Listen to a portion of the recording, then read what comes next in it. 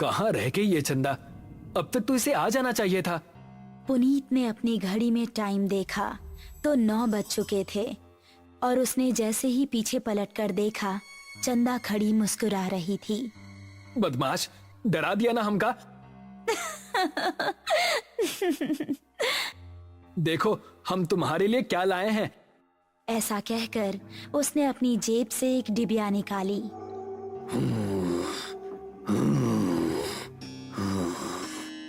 तभी उन दोनों को किसी के सांस लेने की भयानक आवाज सुनाई दी। कौन है? ठीक सामने बरगद के पेड़ के नीचे उनको किसी आदमी का अक्स नजर आया। कौन है? सामने आओ। ये सुनकर भी वो आदमी सामने नहीं आया और जोर जोर से सांस लेने लगा। अभी देखते हैं कौन ससुरा है। ये कहकर पुनीत उसके पास जाने लगा। जैसे ही पुनीत उसके पास पहुंचा, उसने भी 2 कदम आगे बढ़ाकर पुनीत का गला पकड़ लिया। उसको देखकर पुनीत और चंदा दोनों का दिल दहल गया। उस आदमी की गर्दन कटी हुई थी और थोड़ी सी खाल में अटकी लटक रही थी। चंदा चिल्लाई और गांव की तरफ ऐसी भागी कि उसने पलटकर नहीं देखा। गांव पहुंची तो उस टाइम पुनीत के पिता घर के बाहर थे। अरे चंदा बिटिया, इतनी डरी हुई काहे लग रही हो? वो पुनीत। चंदा ने हाफते हुए उनको पूरी कहानी सुनाई। पुनीत के पिता ने अपने साथ कुछ आदमियों को लिया और चंदा उन सभी को लेकर उसी जगह पर पहुंच गई। यही जगह थी वो जहां उसने पुनीत को पकड़ा था। उन लोगों ने इधर उधर नजरें घुमाई तो कोई आसपास नजर नहीं आया। तभी चंदा की गर्दन पर ऊपर से कुछ टपका। उसने हाथ लगाकर देखा तो वो खून था। पेड़ की डाली के ऊपर पुनीत की बिना गर्दन की लाश टंगी हुई थी और उससे खून टपक टपक कर नीचे गिर रहा था।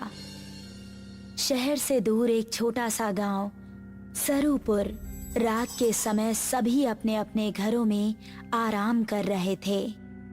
बाबूजी, हम जरा अपने दोस्त महेश से मिलकर आ रहे हैं। उसकी तबीयत जरा ठीक नहीं है ना? ठीक है, लेकिन जल्दी आना। जी बाबूजी। ऐसा कहकर वो खुश होता हुआ घर से निकल गया। आज तो सारे दोस्त मिलकर मस्त पार्टी करेंगे, मजा आ जाएगा। जंगल का रास्ता पकड़ लेता हूँ, जल्दी पहुँच जाऊंगा। अभी वो जंगल में आगे बढ़ ही रहा था कि पीछे से उसको आवाज आई। अकेले ही पार्टी करने जा रहे हो? हमका साथ लेकर नहीं चलना है क्या? अरे अर्पणा और दिव्या, तुम दोनों क्यों हर बार हमारे पीछे पड़ जाती हो? हमका साथ लेकर चलते हो कि बोले अभी तुम्हारे बाबूजी से? अरे नहीं नहीं मेरी माँ, चलो मेरे साथ। थोड़ी देर चलने के बाद वो तीनों एक जगह पहुँचे जहाँ रामू और महेश बैठे हुए थे। अबे ये क्या, तू फिर से लड़कियों को साथ ले आया? क्या करता है यार, हर बार की तरह इस बार भी धमकाने लगी थी दोनों। अब क्या करें, हम दोनों को भी अब पार्टी की आदत पड़ गई है। चलो थोड़ी सी शराब पी ली जाए।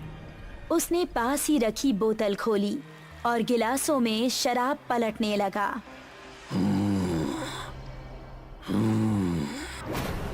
तभी उनको किसी के सांस लेने की आवाज सुनाई दी। उन्होंने देखा तो पांचों के रोंगटे खड़े हो गए। सामने से कठमुंडू चलता हुआ आ रहा था।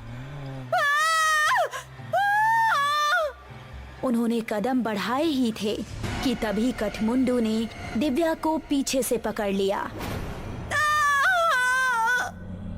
उसने दिव्या को इतनी जोर से कसा कि उसके मुंह से खून निकल गया। बाकी चारों अब बेहद डर गए और वहां से भाग निकले। दिव्या उसकी पकड़ में फंसी दर्द से कराह रही थी।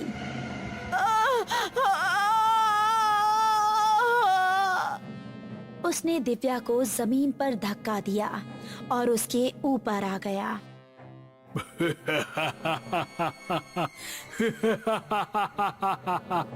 उसने दिव्या के सीने में हाथ डाला और उसके सीने से खून की धारा निकल पड़ी।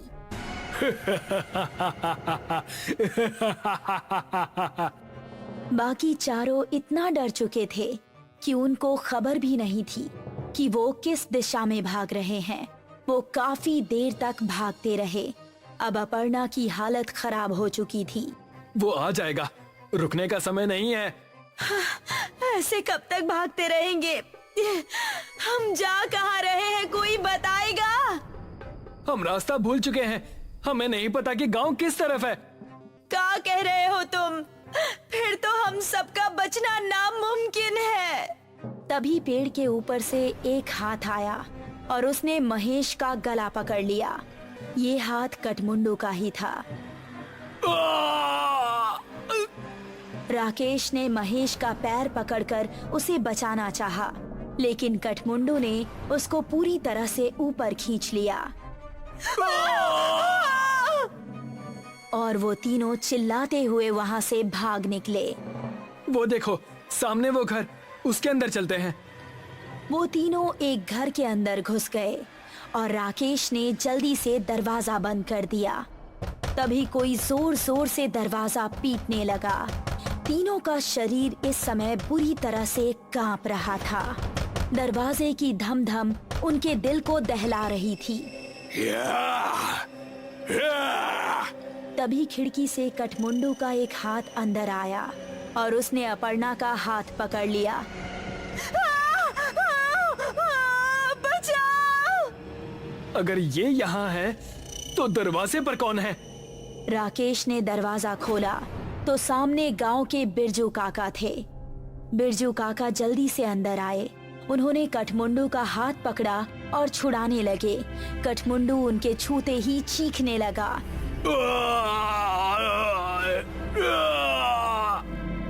वो चीखता चिल्लाता हुआ वहाँ से भाग गया। तुम ठीक तो हो अर्पणा? मैं ठीक हूँ, शुक्रिया बिरजू काका। तुम लोग यहाँ करने क्या आए थे, वो भी इस समय? हमसे गलती हो गई बिरजू काका, लेकिन ये कौन है और आपको देखते ही वो भाग कैसे गया? ये कठमुंडू है। ये सुनकर वो तीनों एक दूसरे का मुंह देखने लगे।